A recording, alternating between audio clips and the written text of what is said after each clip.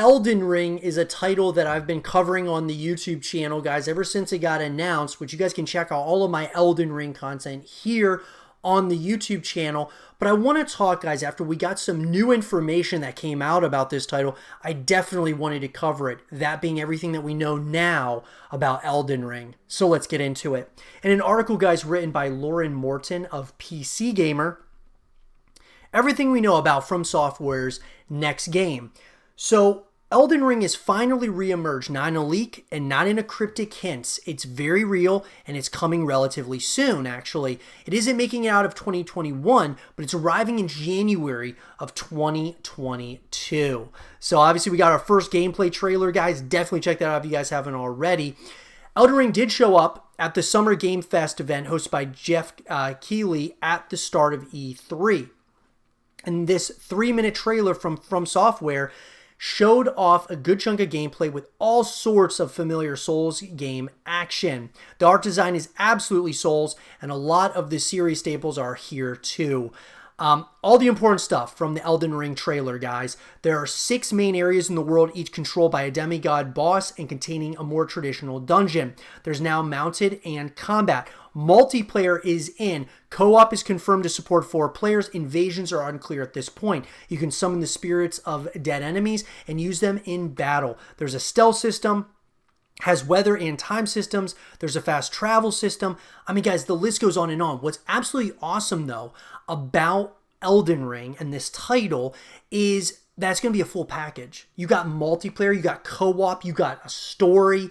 That's awesome. I always talk on the YouTube channel, guys, about full packages. Having all 3 of those things really justifies the price tag of a $60 game. When we look at multiplayer, co-op, and a story, it gives you so many different reasons to play it and to purchase. And that's what's so awesome about this.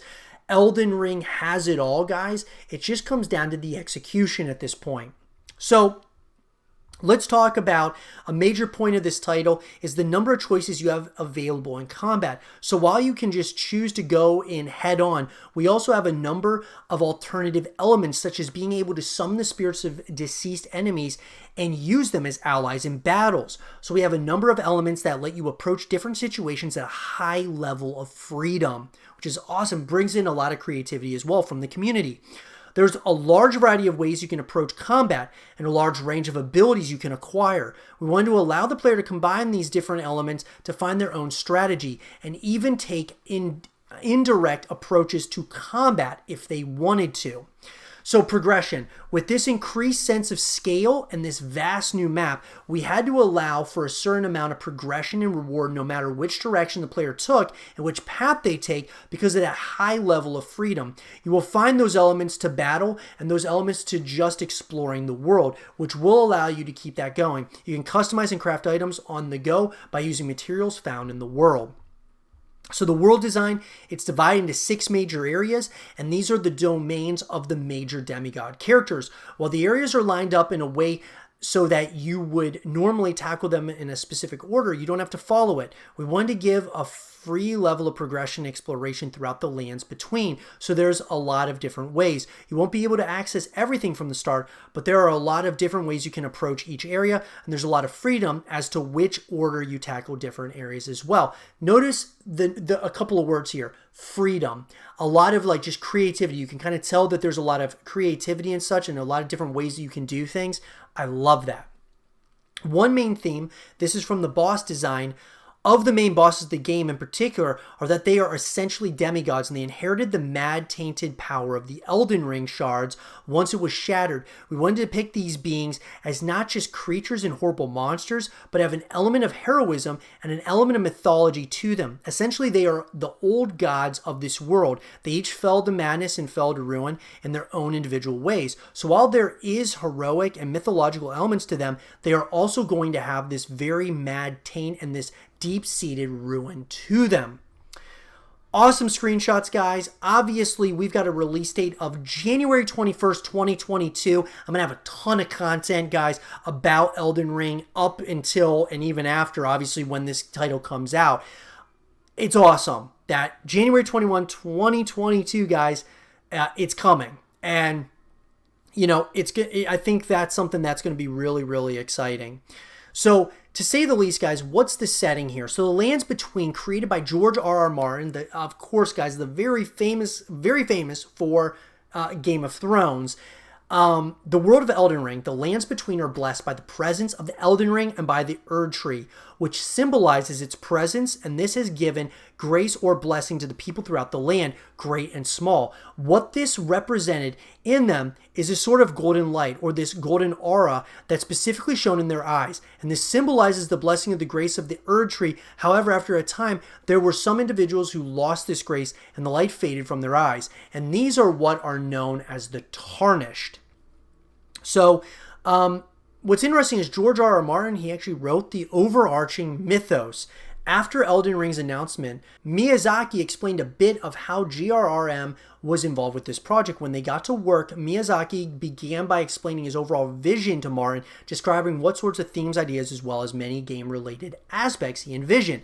This allowed us to have many free and creative conversations regarding the game, in which Mr. Martin later used as a base to write the overarching mythos for the game world itself. And that's just really exciting, guys, knowing that George R.R. Martin has his handprint kind of all over this game. It's pretty exciting. So, Elden Ring is From Software's biggest title in terms of sheer volume. So, Miyazaki says that the world of Elden Ring will be ripe for exploration. He confirms that it will take place in an open world, which he refers to as a large open field to play in. While Dark Souls is relatively unrestricted in how it allows you to explore, it sounds like Elden Ring will be even more so. So, Miyazaki also calls out some of the environments we may find in Elden Ring's big open field. Among those areas, you will also find intricately designed multi-layer castles and such, which is absolutely awesome. You got the Dark Souls 3 composer is working on Elden Ring. That is awesome. And, you know, overall, guys, when I look at this title, overall, after watching the trailer and such, I was already excited about it, but now I am really excited about this title. This is a title, guys, that could really be something special, if done right and well, and we don't have to wait that long. I mean, January 21 of 2022, guys, that's not that far away when you really think about it in terms of how long I thought it was going to take for this game to come out. I thought it would probably be 2022, maybe 2023. But January of 2022, let's go. I am totally on board with that, and I'm very excited to get my hands on a copy and create more content like this for you guys. Let me know, though, in the comment section down below. Are you guys excited about Elden Ring? Let me know. And for more Elden Ring content and videos, stay here with Zero TV.